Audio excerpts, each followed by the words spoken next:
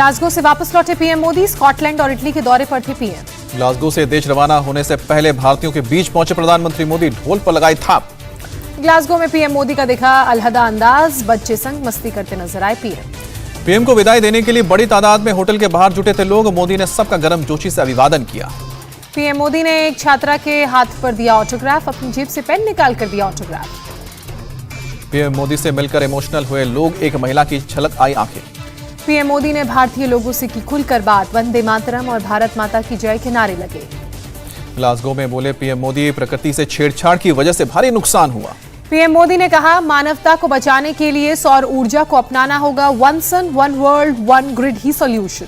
Glasgow दौरे के आखिरी दिन पीएम मोदी ने नेपाल के पीएम शेर बहादुर देवासे के साथ द्विपक्षीय मुलाकात की। इजराइल के पीएम नेफ्ताली बेनेट के साथ भी पीएम मोदी ने की द्विपक्षीय बातचीत। पीएम मोदी से मुलाकात में यूक्रेन के राष्ट्रपति ने की भारत की तारीफ, कोरोना के समय मदद करने के लिए धन्यवाद भी दिया। ग्लासगो में पीएम मोदी ने माइक्रोसॉफ्ट के को फाउंडर बिल गेट्स से भी मुलाकात की। आज कम टीकाकरण वाले 40 जिलों के डीएम के साथ बैठक करेंगे पीएम मोदी, वर्चुअल मीटिंग में करेंगे समीक्षा।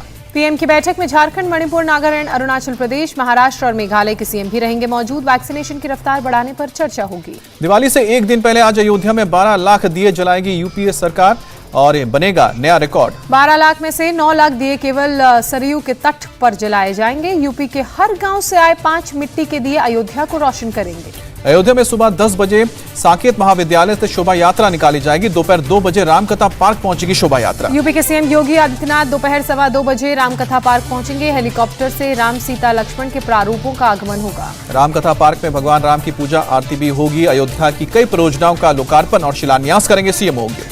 शाम 5:25 पर सरयू घाट पर होगी आरती। शाम 5:50 पर राम की पैड़ी पहुंचेंगे सीएम योगी।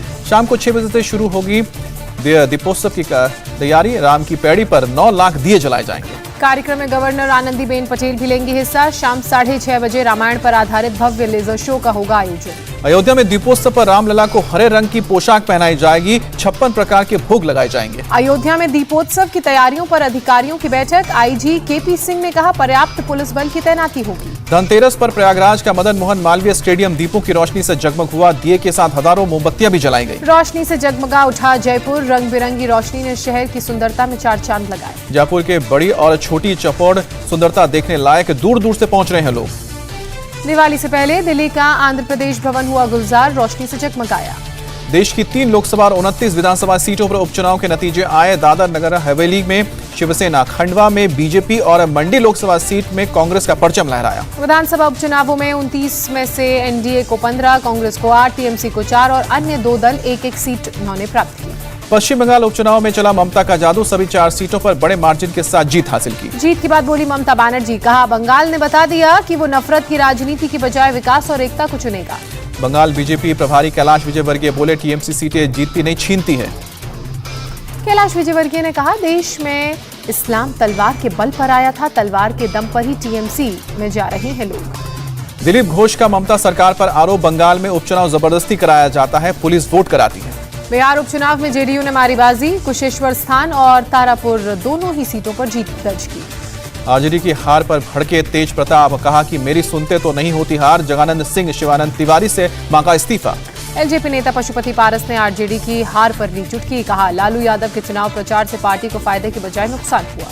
पटना में जीत के जश्न में डूबे जेडीयू कार्यकर्ता, जमकर आतिशबाजी। मध्य प्रदेश में खंडवा लोकसभा सीट बीजेपी ने जीती। विधानसभा में 3 में से 2 सीटें बीजेपी के कब्जे में, 1 सीट पर कांग्रेस ने खाता खोला। जीत से गदगद हुए शिवराज सिंह चौहान, कहा कि इन सीटों पर जनता का ऐसा समर्थन पहले नहीं मिला। राजस्थान में कांग्रेस ने दोनों सीटों पर कब्जा किया। धरियावद में 3रे नंबर पर और वल्लभनगर में नंबर 4 पर रही बीजेपी। हरियाणा की एलानाबाद विधानसभा सीट पर इंडियन नेशनल लोकदल का कब्जा हुआ। इन लोग के अभय चौटाला ने बीजेपी के गोविंद कांडा को हराया। हिमाचल प्रदेश में बीजेपी को तगड़ा झटका, कांग्रेस ने किया क्लीन स्वीप। लोकसभा की 1 सीट और विधानसभा की 3 सीटों पर कांग्रेस का कब्जा।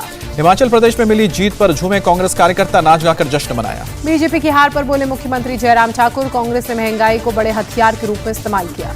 असम उपचुनाव के नतीजे एक तरफा रहे। असम में 5 विधानसभा सीटें एनडीए के कब्जे। असम में जीत के बाद बोले सीएम हिमंता बिस्वा शर्मा, जनता ने पीएम मोदी के नेतृत्व पर फिर भरोसा दिखाया। कर्नाटक उपचुनाव में बीजेपी और कांग्रेस ने 1-1 सीट जीती। सिंडगी में बीजेपी और हंगल में कांग्रेस को जीत मिली। कर्नाटक की हंगल विधानसभा सीट जीतने पर बोले कांग्रेस प्रदेश अध्यक्ष DK शिव कुमार, जनता बदलाव की ओर अग्रसर है। मेघालय की 3 विधानसभा सीटों में से 2 पर एनपीपी जीती, यूडीपी की 1 सीट पर जीत। मिजोरम में 1 विधानसभा सीट पर हुए उपचुनाव में मिजो नेशनल फ्रंट ने जीत हासिल की। उपचुनाव के नतीजे पर बोले राहुल गांधी, कांग्रेस की हर जीत कार्यकर्ताओं की जीत, नफरत के खिलाफ लड़ने को कहा। बीजेपी अध्यक्ष JP नड्डा बोले पीएम के नेतृत्व में एनडीए की सरकारें जन सामान्य के विकास के लिए कटिबद्ध है। दादरा नगर हवेली में शिवसेना की जीत पर बोले आदित्य ठाकरे, ये तानाशाही और अन्याय के खिलाफ जनता का फैसला। शिवसेना प्रवक्ता मनीषा कायंदे ने कहा, तानाशाही और महंगाई के खिलाफ जनता ने वोट दिया। उपचुनाव के नतीजों पर बोले अखिलेश यादव, 2022 के चुनाव में भी बीजेपी बुरी तरह से हारेगी। दिवाली से पहले कैप्टन अमरिंदर सिंह का सियासी धमाका, पंजाब लोक कांग्रेस नाम से नई पार्टी बनाई।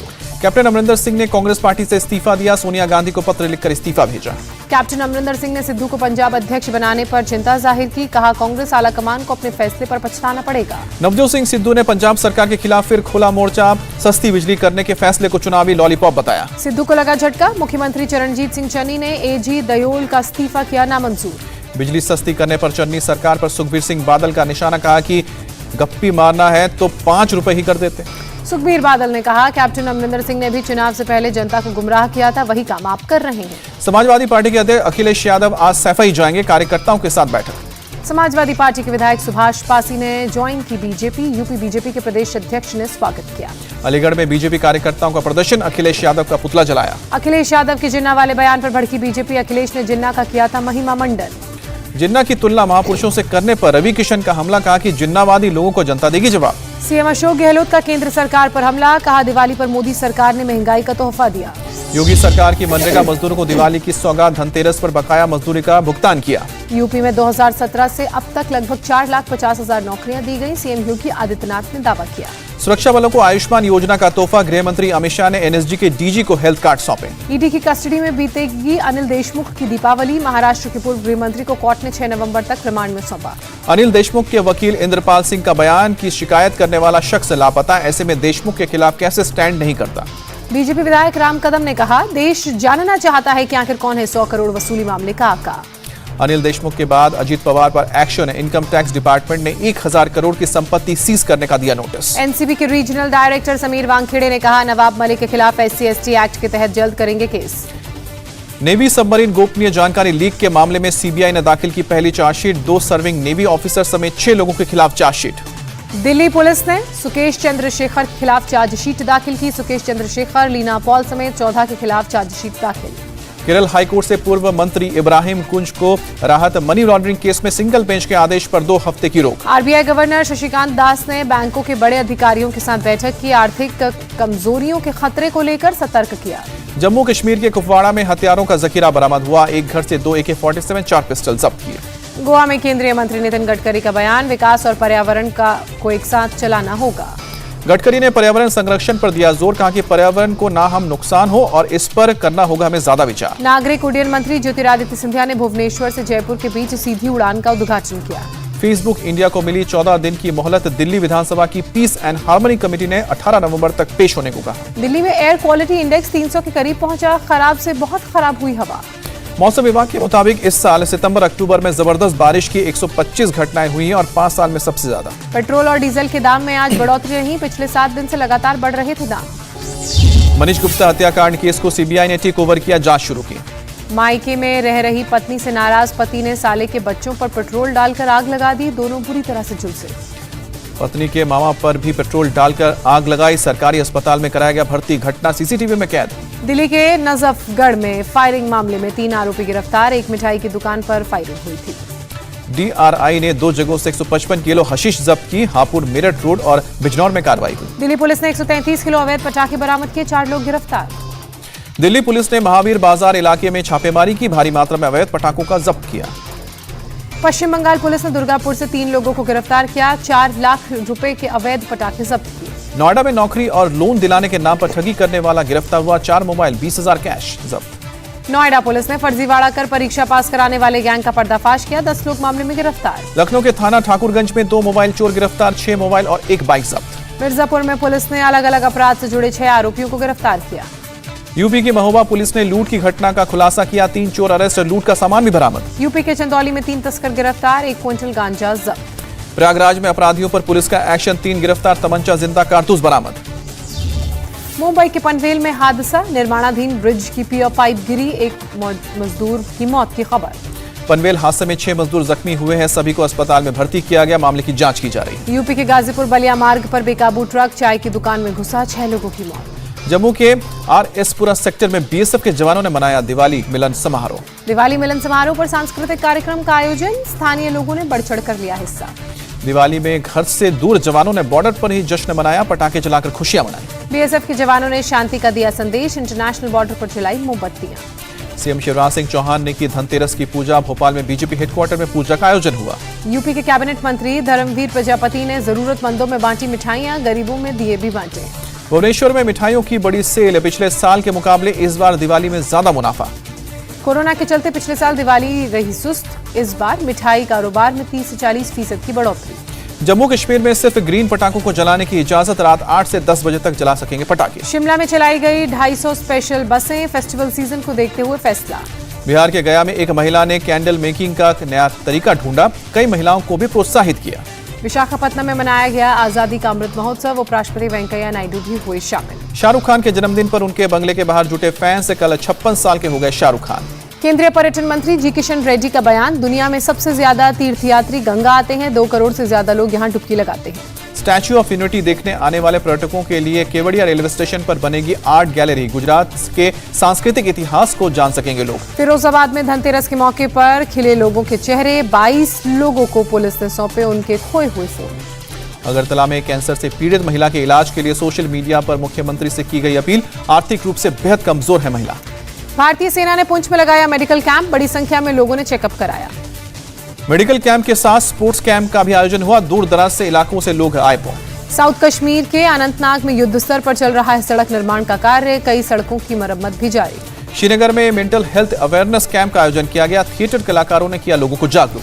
देश में कोरोना के 10,423 नए मामले, 443 मरीजों ने जान गंवाई। केरल में कोरोना के 6,444 नए मरीज मिले हैं, 45 लोगों की जान गई। महाराष्ट्र में कोरोना के 1,078 नए मामले, 24 घंटे में 48 लोगों ने जान गंवाई। कोरोना वैक्सीनेशन को लेकर सीएम उद्धव ठाकरे ने अधिकारियों को दिया निर्देश, 30 नवंबर तक 100% पहला डोज लगाने का दिया लक्ष्य। तमिलनाडु में कोरोना के 973 नए मामले सामने आए, 24 घंटे में 21 लोगों की मौत। दिल्ली में कोरोना के 34 नए केस, 24 घंटे में किसी भी मरीज की मौत नहीं। दिल्ली में कोरोना नियमों का उल्लंघन करने पर अप्रैल से लेकर अब तक 3 लाख से ज्यादा चालान किए गए। दिवाली को लेकर दिल्ली के सभी मार्केट में बढ़ी है भीड़, कोरोना गाइडलाइंस के पालन के लिए हो रहे हैं अनाउंसमेंट्स। दिल्ली के लाजपत नगर में धनतेरस पर उमड़े लोग, कोरोना नियमों की धज्जियां उड़ी। दिल्ली के सदर बाजार में भी कोरोना नियमों को तोड़ने नजर आए लोग, धनतेरस पर बाजार में भारी भीड़। दिल्ली के सरोजनी नगर में भी लापरवाही करते नजर आए लोग, खरीदारी के लिए उमड़ी भारी भीड़। धनतेरस की शाम को दिल्ली के चांदनी चौक में बड़ी तादाद में पुलिस तैनात की गई, लोगों से कोरोना नियमों का पालन कराने के लिए दिखे। मुंबई के दादर और क्रॉफर्ड मार्केट में धनतेरस पर भीड़ उमड़ी, कई लोग कोरोना नियमों का उल्लंघन करते देखे गए। नागपुर के बाजारों में भी लोगों की भारी भीड़, धनतेरस पर लोगों ने जमकर खरीदारी की। देहरादून में आयोजित किया गया कोविड वैक्सीनेशन मेला, मेगा लकी ड्रॉ के विजेताओं को सीएम धामी ने दिया पुरस्कार। दिल्ली के स्वास्थ्य मंत्री को वृंदा करात का खत, आरटीपीसीआर टेस्ट कराने वालों की ट्रेनिंग पर उठाए सवाल। रूस में कोरोना का कहर जारी, एक दिन में 39,000 से ज्यादा नए मरीज मिले, 1,178 लोगों ने जान गंवाई। अमेरिका में अब 5 से 11 साल के बच्चों को भी जल्द ही दी जाएगी वैक्सीन, फाइजर ने जानकारी दी। मोनोक्लोन एंटीबॉडी थेरेपी कोविड के डेल्टा वेरिएंट के मरीजों के लिए है वरदान, एक स्टडी में किया गया दावा। अक्टूबर में दिल्ली में डेंगू के लगभग 1200 मामले सामने आए हैं, एक महीने के अंदर 4 साल में सबसे ज्यादा मामले। अफगानिस्तान के काबुल में सैनिक अस्पताल पर फिदायीन हमला, 19 लोग जख्मी, 19 लोगों की मौत, 50 जख्मी। तालिबान ने कहा कि हमले के पीछे आईएस का हाथ, 5 हमलावर भी मारे गए। पाकिस्तान के बलूचिस्तान में बम ब्लास्ट, 13 घायल। अफगानिस्तान के मुद्दे पर बातचीत से भागा पाकिस्तान, 10 नवंबर को एनएसए मीट में शामिल होने से इनकार किया। भारत ने 10 नवंबर को अफगानिस्तान के हालात पर बैठक बुलाई, चीन, रूस, ईरान को भी दिया न्योता। COP26 में रूस और चीन नहीं पहुंचे, अमेरिका ने कहा कि दोनों देशों से बहुत बड़ी भूल हुई। यूएन का जलवायु सम्मेलन हुआ खत्म, अंतिम दिन दुनिया के जलवायु कार्यकर्ताओं का प्रदर्शन। जलवायु कार्यकर्ताओं ने विकसित देशों पर लगाया धोखे का आरोप, 100 से अधिक देश हुए थे COP26 की बैठक में शामिल। नाइजीरिया में 21 मंजिला इमारत गिरने से बड़ा हादसा, 15 लोगों ने जान गंवाई। 20 घंटे से चल रहा है रेस्क्यू ऑपरेशन, बिल्डिंग में 100 से ज्यादा लोगों के फंसे होने की आशंका। हवाई द्वीप के पास मिला अमेरिकी कार्गो विमान का मलबा, 2 जुलाई को हुआ था हादसा। मेक्सिको में मनाया गया मृतकों का दिन, परिवार वालों की कब्रों पर जाकर श्रद्धांजलि देते आए परिजन। फेसबुक के पेरेंट कंपनी मेटा का बड़ा फैसला, बंद किया फेस रिकॉग्निशन सिस्टम। विश्व कप में आज भारत के सामने करो या मरो का मुकाबला, भारत की आज अफगानिस्तान से टक्कर। टीम इंडिया को विश्व कप में पहली जीत का है इंतजार, पहले 2 मैच में पाकिस्तान और न्यूजीलैंड से बुरी तरह हारी टीम इंडिया। टीम इंडिया की सेमीफाइनल की राह मुश्किल हुई, जीतने होंगे अपने तीनों मैच, दूसरी टीमों के प्रदर्शन से भी तय होगा सेमीफाइनल का सफर। अफगानिस्तान के खिलाफ मैच में पहले विराट कोहली और रोहित शर्मा ने जमकर प्रैक्टिस की, सूर्य कुमार यादव भी प्रैक्टिस करते हुए नजर आए। वर्ल्ड कप के आज के दूसरे मैच में न्यूजीलैंड का स्कॉटलैंड से मुकाबला होगा। कीवी टीम 2 मैचों में 1 जीत के साथ तीसरे नंबर पर है। T20 वर्ल्ड कप में पाकिस्तान ने नामीबिया को 45 रन से हराया, लगातार चौथी जीत दर्ज की, सेमीफाइनल में पहुंचने वाली बनी पहली टीम पाकिस्तान। पाकिस्तान ने पहले बल्लेबाजी करते 2 विकेट खोकर 189 रन बनाए, जीत का पीछा कर रही नामीबिया 145 रन पर सिमट गई। पाकिस्तान की तरफ से एक बार फिर कप्तान बाबर आजम और रिजवान की जोड़ी ने शानदार बल्लेबाजी की, दोनों ने पहले विकेट के लिए 113 रनों की साझेदारी की। रिजवान ने नाबाद 79 और बाबर आजम ने 70 रन बनाए। मोहम्मद हाफिज ने ताबड़तोड़ बैटिंग करते हुए 16 गेंदों में 32 रन बनाए। नामीबिया की तरफ से डेविड वेस्ट ने 43 और विलियमसन ने 40 रनों की पारी खेली, स्टीफन वॉर्ड ने 29 रन बनाए।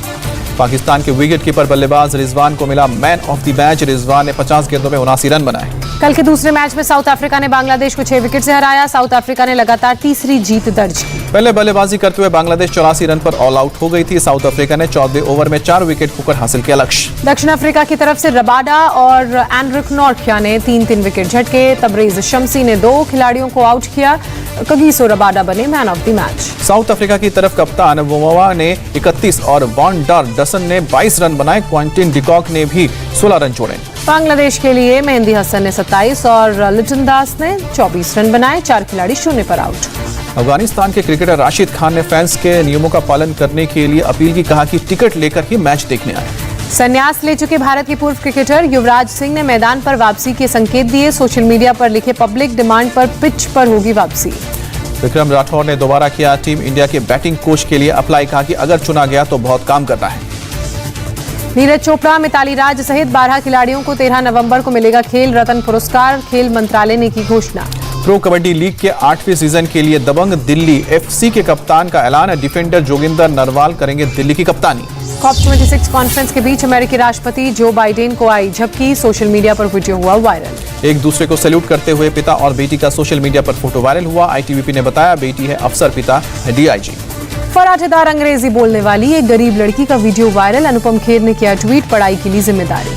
ऐश्वर्या राय ने बर्थडे पर बेटी और अभिषेक बच्चन के साथ शेयर की सेल्फी, फैंस बोले हैप्पी बर्थडे पारो। बाबर आजम को आउट करने के बाद नामीबिया के गेंदबाज ने मारी आंख, वीडियो हुआ वायरल। इंडिया टीवी हर वक्त हर जगह डाउनलोड करने के लिए सर्च करें India TV news Google play store या ऐप स्टोर पर।